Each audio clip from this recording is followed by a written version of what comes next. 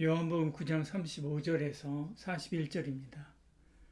예수께서 그들이 사람을 쫓아냈다 하는 말을 들으셨더니 그를 만나사 이르시되 내가 인자를 믿느냐?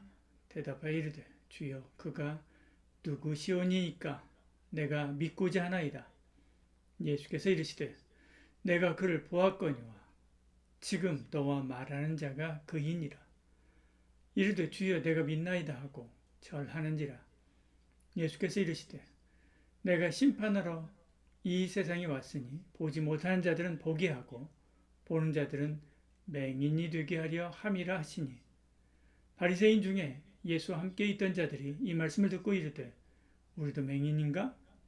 예수께서 이르시되 너희가 맹인이 되었더라면 죄가 없으려니와 본다고 하니 너희 죄가 그대로 있느니라. 아멘. 시각장애인이 있었습니다. 그 날 때부터 앞을 보지 못하는 사람 있지요. 주님과 함께 길을 가던 제자들이 그를 발견하고 이 사람의 불행의 원인이 이 사람의 죄인가 부모의 죄인가 묻지요. 주님은 그를 통해 하나님의 뜻을 나타내고자 하심이라 라고 대답하게 되지요. 3절에 예수께서 대답하시되 사람이나 그 부모의 죄로 인한 것이 아니라 그에게서 하나님이 하시는 일을 나타내고자 하심이라 말씀하죠.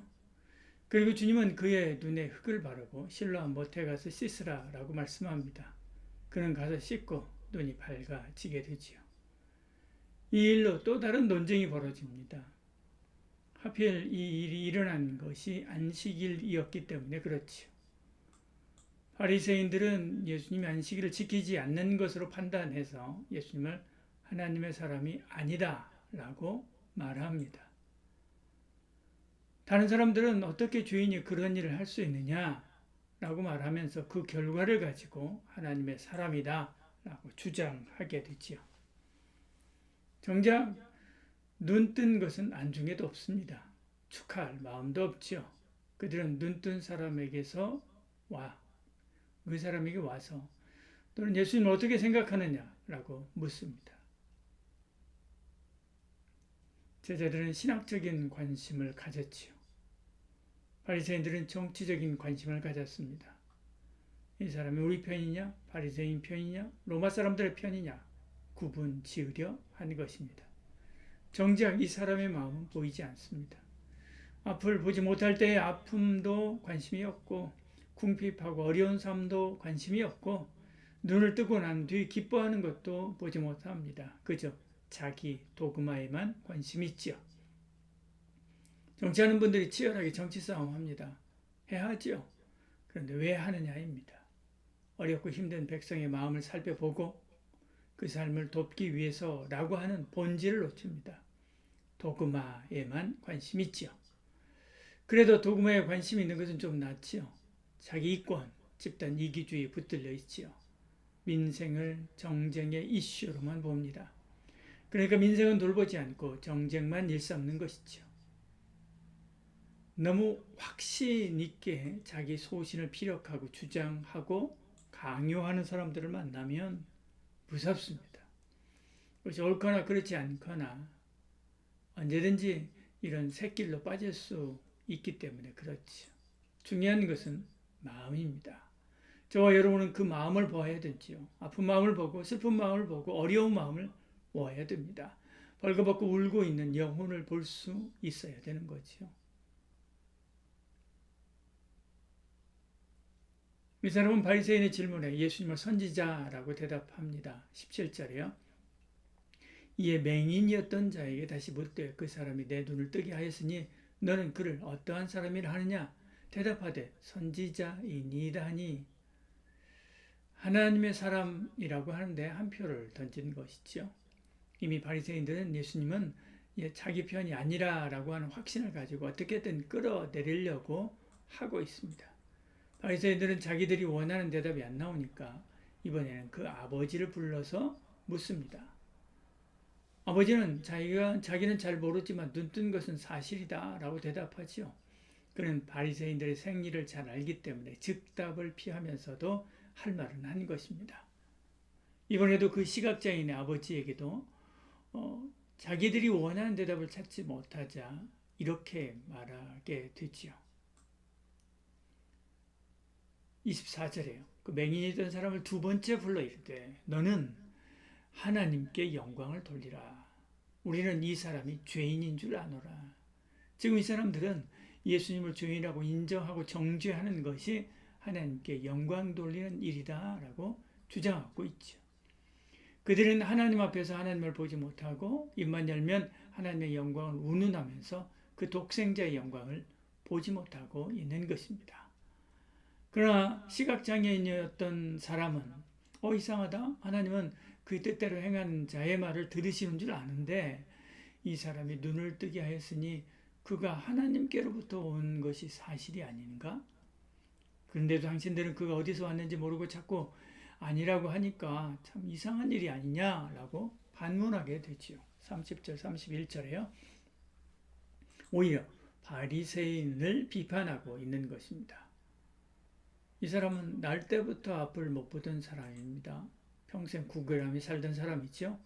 학교 문턱에도 가지 못한 사람입니다. 배움이라고는 조금도 없는 사람입니다. 반면 바리새인은 어려서부터 잘 먹고 잘 살고 잘 배운 사람입니다. 평생 가르치는 일을 하며 산 사람이지요. 그러나 그들은 보지 못했습니다. 그런데도 앞을 못 보던 이 사람보다 못하지요. 왜냐하면 시각장애인과 그의 아버지는 예수님을 보았기 때문에 그런 것입니다. 예수님이 눈뜨게 했기 때문에 그렇습니다. 39절에 예수께서 이르시되 내가 심판하러 이 세상에 왔으니 보지 못하는 자들은 보게 하고 보는 자들은 맹인이 되게 하려 하심이니라 하시니 그렇게 말씀하죠. 못 보는 사람은 예수님을 지각하지 못하는 사람입니다. 보는 사람은 예수님을 지각하고 보는 사람이지요. 바리새인들은 보지 못합니다. 주님 앞에서 주님을 보지 못하지요. 알아보지 못합니다. 눈을 떴지만 정작 중요한 것은 보지 못하고 있지요. 그러나 이 시각장애인은 보았습니다. 눈을 뜨기 전부터 보았죠. 그래서 다윗의 자손 예수여 도와달라라고 주님을 붙든 것입니다. 우리가 눈 뜬 것, 당시 그곳에 이 사람 말고 다른 시각장애인들이 있었을지 모릅니다. 그렇다고 해도 그도 같이 본 것이 아니죠. 같이 눈 뜬 것이 아닙니다. 눈 뜬 거요? 특권입니다. 시각장애인이라고 보는 것이고 바리새인이라고 못 보고 하는 것 그런 게 아닙니다. 이 사람에게 하나님의 은혜가 임하여 보게 된 거죠. 저와 여러분이 믿음 안에 서게 된 것은 은혜임을 알고 믿고 감사해야 합니다. 바리새인들은 주님이 하시는 일을 보고 당사자의 증언을 듣고 증인 아버지의 말을 들었지만 그래도 보지 못했습니다. 29절에 대답하되 내가 이미 일렀어도 듣지 아니하고 어찌하여 다시 듣고자 하나이까? 그렇게 말씀하지요. 그러자 바리새인들이 그를 내쫓아 버립니다. 34절에요. 그들이 대답하여 이르되 내가 온전히 죄 가운데 나서 우리를 가르치느냐 하고 이에 쫓아내어 보내니라 말씀하지요. 이 세상은 본 자와 보지 못하는 자가 살고 있습니다. 이 세상은 보지 못하는 자들이 지배하고 있지요. 공중의 권세 잡은 자가 사람들의 눈을 가리고 보지 못하게 하기 때문에 그렇습니다. 그런데 하나님의 은혜로 본 자들이 있습니다. 보지 못하는 자들은 그들을 견디지 못하지요. 자기들이 보지 못하는 것을 보고 이해 못하는 말을 하고 닿을 수 없는 삶을 살기 때문에 그렇습니다. 그들이 알고 있던 세계관을 사정없이 부수고 새로운 세상을 말하기 때문에 그렇죠. 주님이 바울의 세상 눈을 감기고 믿음의 눈을 뜨게 합니다. 이 일로 그는 유대 세계에서 쫓겨났죠. 루터도 기득권 세계에서 쫓겨났습니다. 칼빈도 쫓겨났습니다. 그들은 눈먼 자들의 세상에서 쫓겨났지요. 그들은 진리를 본 사람들이었기에 세상은 그들을 받아들일 수 없었던 것이지요. 예수님은 이처럼 보지 못하는 자들을 보게 하기 위해서 오셨습니다. 39절에 내가 심판하러 이 세상에 왔으니 보지 못하는 자들을 보게 하고 말씀하죠. 예수는 또 눈뜨게 하기 위해서 오셨습니다. 그래서 예수를 만난 자마다 그 마음의 눈이 밝아지는 것이죠. 에베소서 1장 18절에 말씀하죠. 너희 마음의 눈을 밝히사. 그렇게 말씀합니다. 저와 여러분은 예수님으로 인해 마음의 눈이 밝아진 줄 믿으시길 바랍니다. 주님의 빛이 어두운 우리 마음을 비추사 새롭게 하셨습니다. 그래서 이렇게 주님 앞에 새 삶을 사는 것이지요. 이렇게 마음의 눈이 밝아진 사람은 마음을 봅니다.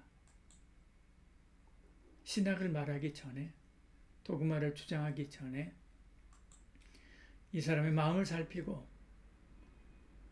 마음을 어루만지며 그 마음에 예수 생기를 불어넣는 것이죠. 그것이 그리스도인입니다. 심정전에 나오는 인당수가 어딘지 압니까? 인당수는 북한의 장산국과 백령도 중간쯤 되는 곳이라고 합니다. 지금은 어부들이 가지 못하지요. 그러나 예전에는 어부나 뱃사람들에게 물살이 세기로 이름났던 곳입니다.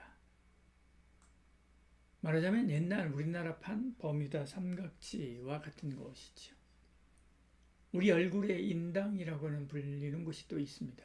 미간과 미간 사이죠. 서양에서도 여기에 제3의 눈이 있다라고 했습니다. 마음의 눈입니다.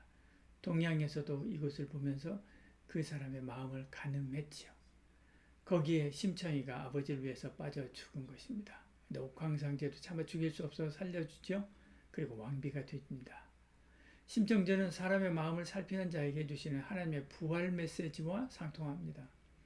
마음의 눈을 크게 뜨고 하나님을 보고 그 마음에 합한 삶을 살고 마음의 눈을 넓게 뜨고 주변을 돌아보아서 그들의 상한 마음을 그리스도의 넓은 마음으로 품어 안아 살리는 저와 여러분 되기를 소원합니다. 기도하겠습니다. 주여, 내 마음의 눈을 열어주시옵소서. 어두운 영혼이 주를 보게 하여 주시고 세상의 헛된 도구마에서 벗어나 그리스도의 사랑을 따르게 하여 주시옵소서.